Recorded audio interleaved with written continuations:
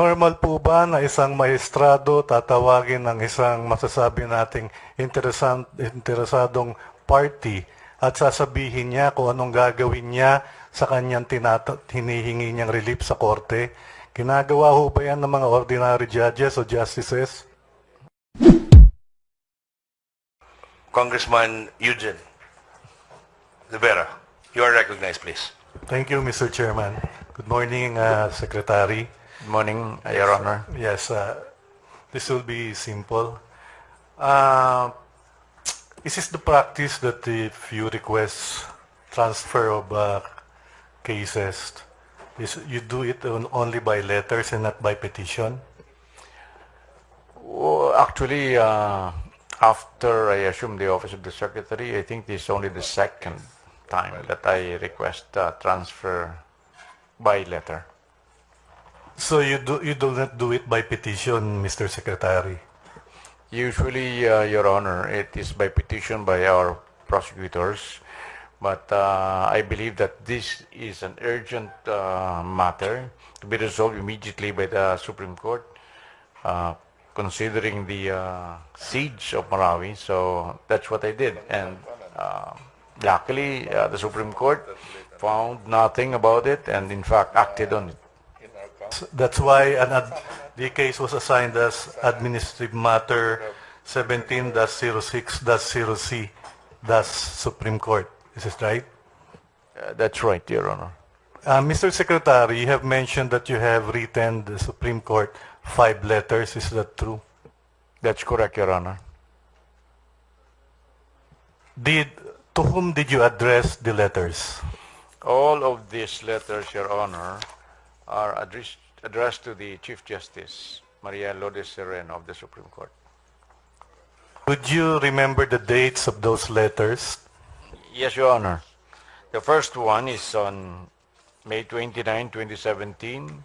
The second is on June 13, 2017. The third one is on June 14, 2017. The fourth one is on June 19, 2017. And the fifth one is on July 3, 2017.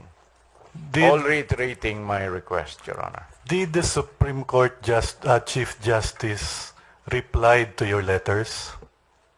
The Supreme Court replied by a resolution, Your Honor. So personally, the Chief Justice did not reply to any of your letter? That's right, Your Honor. So what transpired is the answers were made through resolutions. That's right, Your Honor. There are 2 resolutions. That's right, Your Honor. Okay. The first resolution, when you receive it, are you aware of who was the ponente of that resolution? I believe that there was no ponente there. The ponente is the Chief Justice, if you could call her the ponente, because it was assigned it was not assigned to anybody. It was, I believe, she who resolved the my letter request unilaterally. On the second resolution of the Supreme Court, now granting your motion for reconsideration, who was the ponente, if you can recall, Mr. Secretary? Your Honor, it is an en banc resolution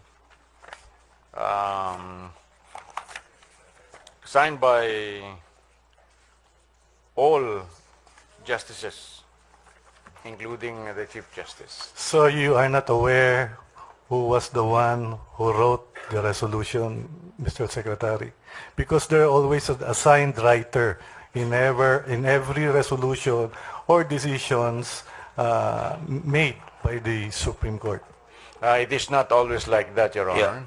Yeah. There are resolutions promulgated by the judicial, by the collegiate bodies, Supreme Court, Court of Appeals, without there being a specific ponente. For the point of information again, in every minute resolution of the Supreme Court, the resolution would not name or reveal the name of the ponente, except that if the case would be decided by the division or en banc in a full-blown discussion to be published in the Supreme Court reports annotated. But normally, with minute resolution, they do not have the name of the ponente.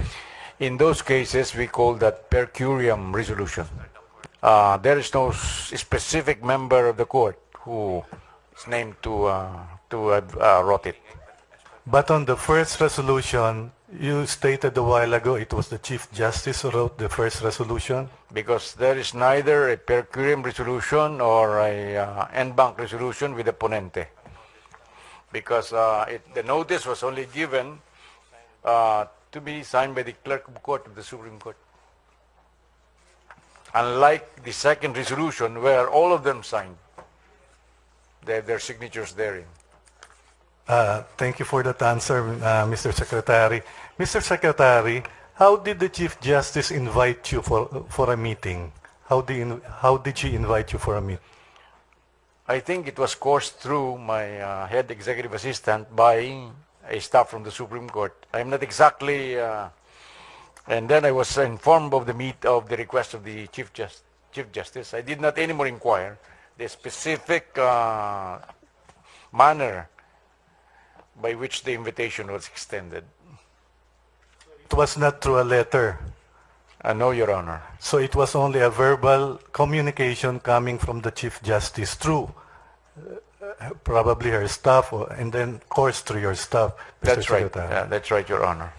In cases before any courts, or especially the Supreme Court, do you think this practice of inviting, let's say we consider you as litigant in this letter of yours or petition, do you think this is normal?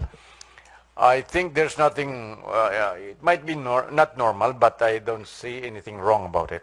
Because first of all, I'm not a party to this in connection with that letter, so I see no impropriety. So what was the meeting all about, Mr. Secretary? Ano ba ang purpose niya? Ba't ka tinawag talaga dyan? Sinabi ko na po, yung sinabi ko. Yes, yung sinabi niyo po na i-tone down, di ba? Ginawa niyo ba na tinone down niyo yung letter niyo? Yes, that's right, Your Honor.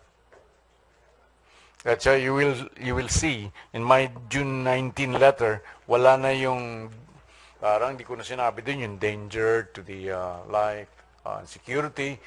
Ang in-emphasize ko na lang doon per her request ay yung so that the military could focus on fighting these alleged terrorists. Normal po ba na isang maestrado tatawagin ng isang masasabi nating interesadong party at sasabihin niya kung anong gagawin niya sa kanyang hinihingi niyang relief sa korte? Ginagawa ho ba yan ng mga ordinary judges o justices? I already answered that, and I said that parang improper yung pag-sabi sa akin, pag-request sa akin to tone down. Mr. Secretary, my one last question po, Mr. Chairman, to wind up.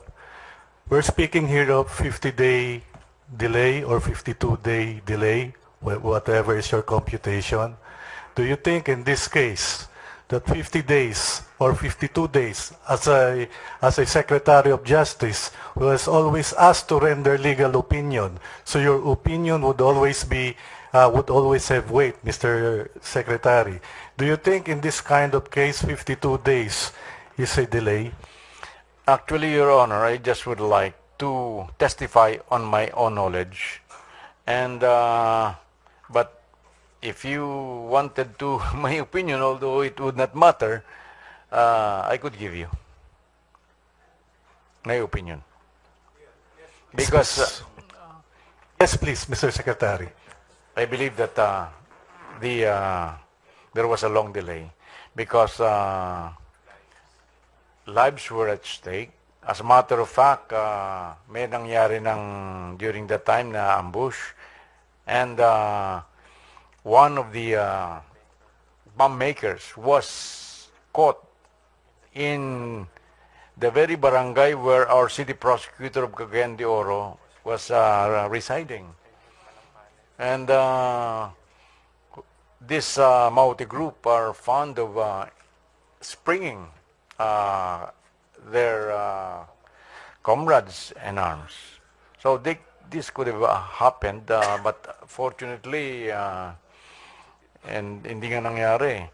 As a matter of fact, when they were able to arrest some 150 plus, it's better, it's good that it did not happen during the time when there was yet no